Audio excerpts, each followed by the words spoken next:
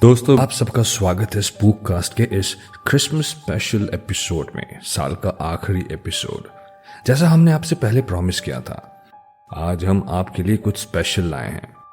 पिछले कुछ महीनों से आप में से कई लोगों ने हमें इंस्टाग्राम और ईमेल के जरिए कांटेक्ट किया और अपने फैमिली, दोस्तों या अपने ही साथ घटे हुए कुछ इंसिडेंट्स शेयर किए। आज हम उन्हीं में से कुछ घटनाएं आपके लिए लेके आए हैं। ये कुछ सच्ची घटनाएं हैं जिन्हें मैंने और मंजिला ने सिलेक्ट किया है और ये काफी ज्यादा इंट्रीगिंग है। अब बिना किसी देरी के आज के इस आप बीती के एपिसोड को शुरू करते हैं। और हाँ, कुछ इंपॉर्टेंट बातें हैं हमारे रेगुलर लिसनर्स के लिए, सो ध्यान से सुनिए और आखिर तक बने रहिए। हम आखिर में इसके बारे में बात करेंगे। चलिए आप बीती शुरू करते हैं। सुनते रहिए स्पूक कास्ट अभी और मंजिला के साथ।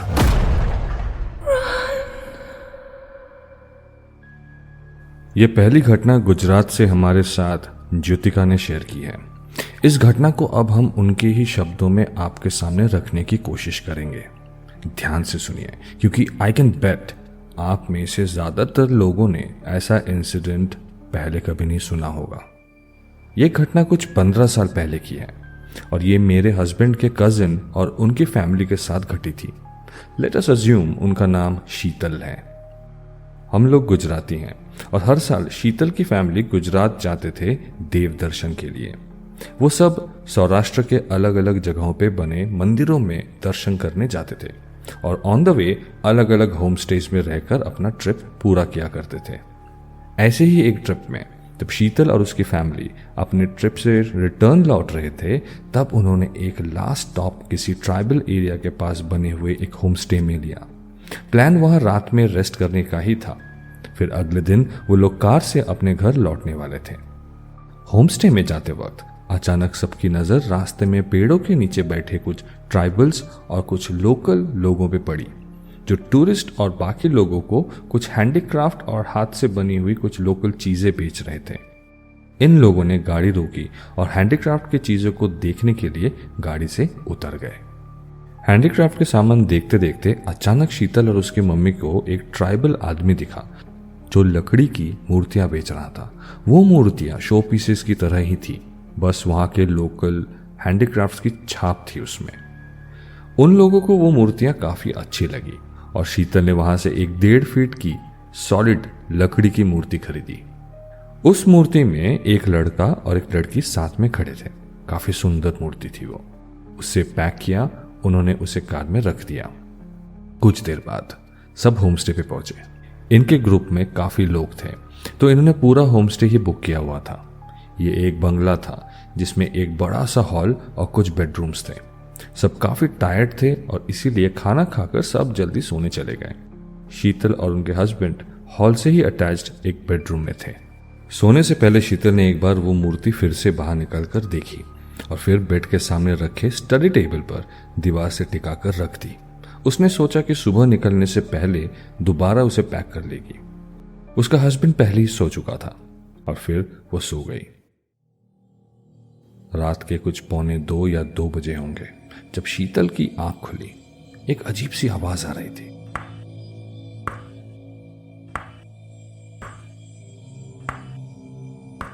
उसने ध्यान से सुना।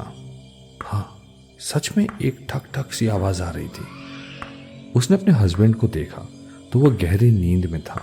सारा दिन कार ड्राइव करके वो काफी थक चुके थे। तो शीतल ने खुद ही उठकर चेक करने की सोची। उसने बेड साइड की लाइट ऑन की और जैसे ही वो बेड से उठी वो आवाज बंद हो गई और वो वहीं खड़ी के खड़ी रह गई। सोने से पहले उसने जिस लकड़ी की मूर्ति को दीवार से टिकाकर रखा था, वो अब टेबल के बिल्कुल सामने आके खड़ी थी। उसे कुछ समझ नहीं आ रहा था। क्या उसके हस्बैंड ने मूर्ति वहां से हटाई थी जब वो सो रही थी? वो सोच में पड़ गई। शीतल ने मूर्ति को उठाया और फिर से उसे दीवार से टिकाकर रख दिया। उसने सोचा शायद हवा से वो मूर्ति हिल रही होगी, शायद इसीलिए वो आवाज आ रही थी। फिर वो सोने चली गई। आधा घंटा ही बीता होगा। शीतल की आंख लगी ही थी कि अचानक उसकी नींद फिर से खुल गई।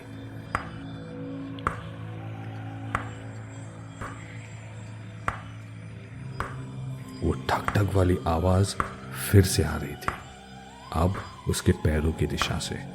शीतल ने बेड साइड की लाइट ऑन की और फिर से आवाज बंद हो गई। और फिर उसने जो देखा वो वहीं जम गई। वो लकड़ी की मूर्ति जो उसने कुछ देर पहले फिर से दीवार से टिका कर रखी थी, वो अब फिर से आगे आ गई थी। वो मूर्ति भारी लकड़ी से बनी हुई थी, इसलिए उसका हवा से खिसक कर इतना आगे आ जाना इम्पॉसिबल था। शीतल को अब डर का एहसास होने लगा और ना चाहते हुए भी उसने अपने हस्बैंड को नींद से जगाया। पर जब उसके हस्बैंड ने पूरी बात सुनी तो उसे विश्वास नहीं हुआ। और क्यों ही हो, मूर्ति अपने आप थोड़े ही ना यहां से वहां मूव कर सकती है। पर शीतल को डर लग रहा था और ये देख उसने वो मूर्ति उठाई और शीतल से कहा कि वो उसे हॉल में रख देगा। सुबह होने के बाद वो लोग फिर से उसे पैक कर लेंगे। शीतल मान गई क्योंकि उसे अब सच में डर लगने लगा था। शीतल के हस्बैंड ने उस मूर्ति को उठाया और हॉल के एंट्रेंस के पास एक कोने में जमीन पर रख दिया। हॉल में वैसे भी कोई नहीं सोया था। फिर वो रूम में लौटा, दरवाजा बंद किया। शीतल अब कम डरी हुई थी। दोनों टायर्ड थे और वो सोने चले गए। जल्द ही उनकी आंख लग गई। कुछ एक घंटा बीता ही था कि अचानक शीतल की आंख फिर से खुली। एक आवाज आ रही थी। उसने उस अंधेरे कमरे में ध्यान से सुना और उसे रियलाइज हुआ कि वो आवाज अब उसके पैरों के पास से नहीं, कहीं और से आ रही थी। कोई उनके बेडरूम के डोर पर अब नॉक कर रहा था और नॉकिंग की आवाज दरवाजे के ऊपर से नहीं, दरवाजे के नीचे वाले हिस्से से आ रही थी। शीतल डर से कांप उठी और उसने अपने हस्बैंड को फिर से नींद से जगाया। वो आवाज अब भी आ रही थी। अब उसके हस्बैंड के मुंह पर भी एक डर का साया था। वो उठा और शीतल के 1000 मना करने पर भी उसने दरवाजा खोला और उन दोनों ने जो देखा, उनका गला वहीं सूख गया। हॉल की लाइट बंद थी, वो बिल्कुल खाली था और उनके दरवाजे के ठीक सामने वो लकड़ी की मूर्ति खड़ी थी। दोनों अब और डर चुके थे और क्या करें, उन्हें कुछ समझ ही नहीं आ रहा था। फाइनली शीतल के हस्बैंड ने डिसाइड किया कि वो उस मूर्ति को अभी के लिए गार्डन में रख देंगे। बाकी कल क्या करना है सुबह देखा जाएगा। दोनों ने मूर्ति को कपड़े से बांधा और फिर उसे गार्डन में ले जाकर एक पेड़ के नीचे रख दिया। उसके बाद उस रात उन दोनों के साथ और कुछ नहीं हुआ। अगले दिन वो अपने घर के लिए निकले, पर उन्होंने उस मूर्ति को वहीं छोड़ दिया। किसी को नहीं पता उस मूर्ति में क्या था। जो भी था वो उस होम स्टे में ही रह गया। जब घर लौटकर उन दोनों ने ये घटना सबको बताई, सब लोग काफी डर गए और उसके बाद से उनका परिवार जब भी ट्रिप पे जाता, कोई भी कहीं से कभी भी हैंडमेड सामान नहीं खरीदता था। Thank you Jyothika for sharing this. Thank you. ये काफ़ी क्रीपी इंसिडेंट है एंड आई होप आपकी फैमिली सेफ है। दोस्तों, वैसे आपको क्या लगता है, क्या होगा उस मूर्ति में? ये घटना अपने फ्रेंड्स और फैमिली के साथ ज़रूर शेयर करें। उन्होंने कभी ऐसी घटना नहीं सुनी होगी। और हाँ, कुछ ऐसा खरीदने से पहले दोबारा सोचें। अब चलिए बढ़ते हैं आज की दूसरी घटना की तरफ। ये घटना हमसे शेयर की है मुंबई से करण ने। यह घटना उनके मम्मी के साथ घटी थी कुछ सालों पहले। आइए अब उनके ही शब्दों में यह घटना शुरू करते हैं। ये बहुत साल पहले की घटना है, जब मुंबई का विखरोली एरिया ज्यादा डेवलप नहीं था। चारों तरफ जंगल ही जंगल थे। उस समय वहां पानी का प्रॉब्लम तो था ही, और मेरी मम्मी को हर सुबह जल्दी उठकर पानी भरने जाना पड़ता था। एक दिन वो कुछ 5 बजे पानी भरने गई। ठंडियों के दिन थे तो अभी भी चारों तरफ अंधेरा था। मम्मी ने एक डब्बे में पानी भरा ही था कि अचानक उनके पीछे से एक आवाज सुनाई दी, जैसे कि किसी औरत ने उनसे कहा, साइड हटो, मुझे जाने दो। मम्मी ने पीछे ना देखते हुए उन्हें जवाब दिया कि जाओ भाई, कौन है? पर कोई जवाब नहीं आया। तब मम्मी ने पीछे मुड़कर देखा और वो चौंक गई। दूर दूर तक कोई नहीं था, वो बिल्कुल अकेली थी वहाँ। पानी डब्बों में भर ही रहा था एंड मम्मी ने उस लोहे के नल को पकड़ लिया। तभी उनकी नज़र दूर एक पेड़ के नीचे खड़ी एक औरत पे पड़ी।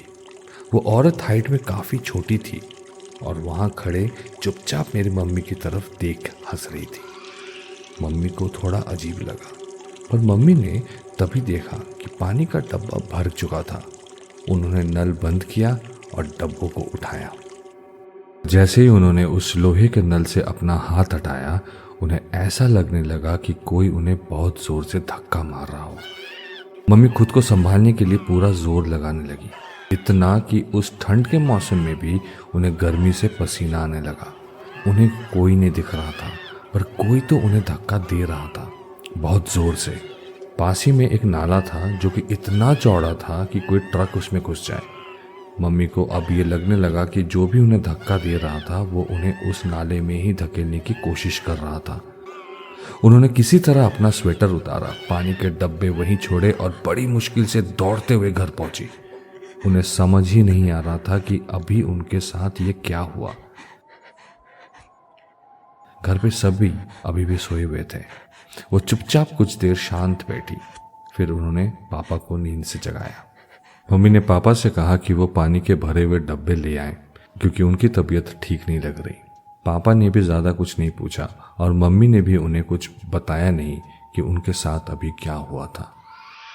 दोपहर को जब मेरे पापा खाना खाने के लिए घर आए तो उनके साथ उनके एक दोस्त भी थे जो कि एक मुसलमान थे। जब मम्मी भी उनके साथ खाना खाने बैठी तो मम्मी को भूख तो बहुत लगी थी, पर वो किसी तरह निवाला अपने मुंह तक ला पा रही थी। उन्हें ऐसा लगने लगा कि कोई उन्हें खाना खाने से मना कर रहा था या रोक रहा था। वो जोर जोर से रोने लगी। पापा और उनके दोस्त ये सब देखकर काफी परेशान हो गए। जब उन लोगों ने मम्मी से पूछा कि उन्हें ये क्या हो रहा था, तब मम्मी ने फाइनली उन लोगों को बताया कि उनके साथ सुबह क्या हुआ था। पापा और उनके दोस्त परेशान हो गए। पूरी बात सुनने के बाद पापा के दोस्त ने सबको बताया कि जिस जमीन पर अब उन सबका घर है, एक समय पर इसी जगह पे एक दारू की भट्टी हुआ करती थी।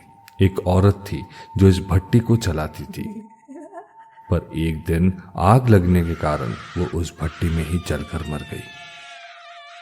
उसकी आत्मा को कभी शांति नहीं मिली। लोग कहते हैं कि वो एक चुड़ैल बनकर वापस आ गई। जब यहाँ घर बसे और लोग रहने लगे, वो लोगों को अकेला पाकर उनको मारने की कोशिश करने लगी थी। उसकी हाइट बहुत ही कम थी, इसलिए यहाँ के लोग उसे बटली चुड़ैल कहते हैं। और आप ही नहीं, उसने और भी बहुत सारे लोगों को नुकसान पहुंचाने की बहुत कोशिश की है। आप लकी हो, आज बच गए। ये सब सुनकर मम्मी पापा बिल्कुल हैरान थे। पापा के दोस्त ने मम्मी को उनके अब्बू से मिलने की सलाह दी। जब मम्मी उनके पास गई तब उनके अब्बू ने मम्मी को एक तावीज बना कर दिया और उनसे ये भी कहा कि वो बहुत बहादुर हैं कि वो उस चुड़ैल से लड़ी। अगर उनकी जगह कोई और होता तो वो चुड़ैल शायद उसे ले जाती। अगले दिन से मम्मी पानी भरने जाते समय साथ में एक लोहे का चाकू लेकर जाती थी। फिर पापा ने कुछ पूजा वगैरह भी करवाई और फिर मम्मी को कभी कोई परेशानी नहीं हुई। पर उस जगह पर आज भी लोग मिलेंगे जिनका सामना उस बटली चुड़ैल से हुआ था। वो बस बदला चाहती थी। उसे पसंद नहीं था कि उसकी जमीन पर कोई और रहे।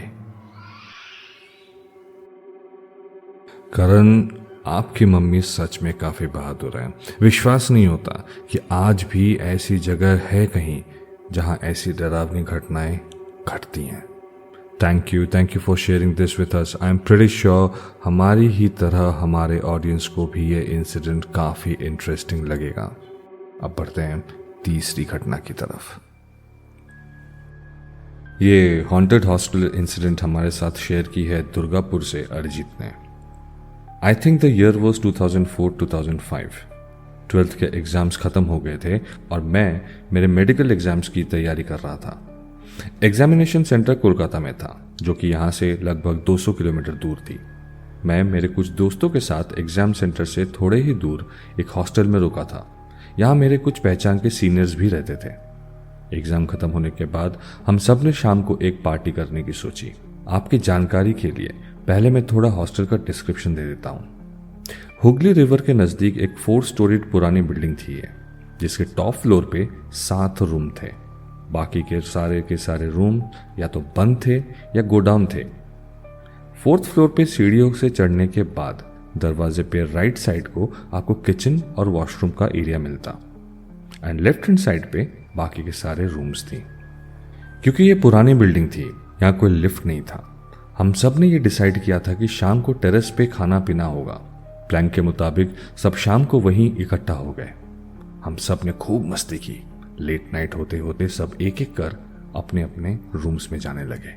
मेरा रूम सबसे एंड में था और उस रूम में 4 बेड्स थे। पार्टी के बाद मैंने एक सीनियर के रूम में जाने का फैसला किया, जो कि किचन के बिल्कुल बगल में था। उन दिनों सबके पास कंप्यूटर्स नहीं थी और कंप्यूटर गेम्स खेलना किसे नहीं पसंद। मैं सीनियर के ही कमरे में रुक गया और गेम खेलने के लिए वहीं बैठ गया। सब सो चुके थे। मैंने घड़ी की ओर देखा, 3 साढ़े 3 बज रहे थे।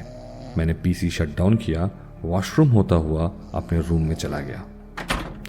जैसे कि अक्सर होता है, आपके लेटते ही नींद नहीं आती है, तो मैं भी कुछ वैसे ही लेटा पड़ा हुआ था। अभी हल्की हल्की नींद आ ही रही थी कि अचानक से मुझे कॉरिडोर से किसी के चलने की आवाज सुनाई देने लगी। मैंने गौर से सुनने की कोशिश की तो समझ में आया कि जैसे कोई पायल पहन के किचन की तरफ से चलता हुआ मेरे ही रूम की तरफ बढ़ रहा हो। ये एक बॉयज हॉस्टल था, सो लड़की का इतने रात यहां चलना नामुमकिन था।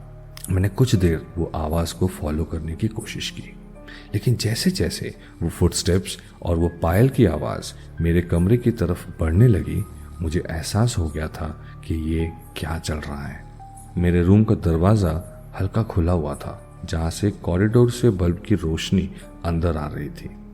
जैसे जैसे वो कदमों की आवाज डोर के और करीब आने लगी, मेरे दिल की धड़कन भयंकर तरीके से बढ़ गई।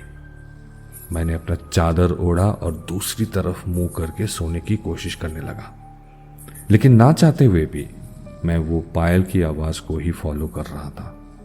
वो दरवाजे के नजदीक आके कुछ देर रुकी और फिर किचन की तरफ बढ़ने लगी। पता नहीं कब मेरी आंख लग गई और मैं सो गया। अगली सुबह ब्रेकफास्ट टेबल पे मैंने कुछ लोगों को किसी लड़की के बारे में बात करते हुए सुना। पूछने पे पता चला कि वो भी इसी बारे में बात कर रहे थे जो पिछली रात मैंने खुद महसूस की थी। तो घटना कुछ इस प्रकार से है। उस बिल्डिंग का पुराना मालिक एक गुंडा टाइप का आदमी था। उसने उसकी बेटी की शादी किसी और से जबरदस्ती करवाई थी। शादी के बाद जब लड़की कुछ रिवाजों के लिए मायके से वापस जाने वाली थी, तब लड़की ने दुल्हन के ही जोड़े पहन के आत्महत्या कर ली थी। और तब से उस बिल्डिंग में ज्यादातर लोगों ने इसी लड़की को रात में पायल पहन के चलते हुए सुना था। दोस्तों, रात को रिकॉर्ड करते टाइम मैं अकेले यही इमेजिन कर रहा था कि अरिजीत ने उस रात कैसा फील किया होगा। सोच के भी रोंगटे खड़े हो जाते हैं। Thank you, Arijit, for sharing this chilling experience. We hope you did not have to face any more of such incidents. Or did you? Guys, कैसा लगा आज का ये एपिसोड? लास्ट हॉन्टेड हॉस्टल के एपिसोड में हमने जो पोल रखा था उसके रिजल्ट्स ने हमें काफ़ी शॉक किया। आप में से इतने सारे लोगों ने हॉन्टेड हॉस्टल्स के बारे में कहा है कि आपके पास भी ऐसी ही कुछ एक्सपीरियंसेस हैं। That itself is scary. I wish we could hear your creepy experiences as well. आप हमसे कांटेक्ट कर सकते हैं अब हमारे व्हाट्सएप नंबर पर 97,679,16545, जिसके डिटेल्स हमारे डिस्क्रिप्शन में भी हैं। लेटेस्ट पोल्स में भी काफ़ी लोगों ने अपने एक्सपीरियंसेस शेयर करने का इंटरेस्ट दिखाया है, सो वी आर वेटिंग। देर किस बात की? We would love to know your experiences, guys. So send us a voice note or a message and हम आप लोगों को contact करेंगे to know your story. And you are a part of the family, so हम एक दूसरे से अपनी घटनाएं और अपनी एक्सपीरियंसेस शेयर करेंगे। चलिए, so let me wrap this episode. अगले हफ्ते फिर एक क्रीपी ओरिजिनल स्टोरी के साथ वी विल बी बैक। मैं हूं अभी और आप सुन रहे हैं स्पूककास्ट, अभी और मंजिला के साथ। सुनते रहिए स्पूककास्ट, अभी और मंजिला के साथ।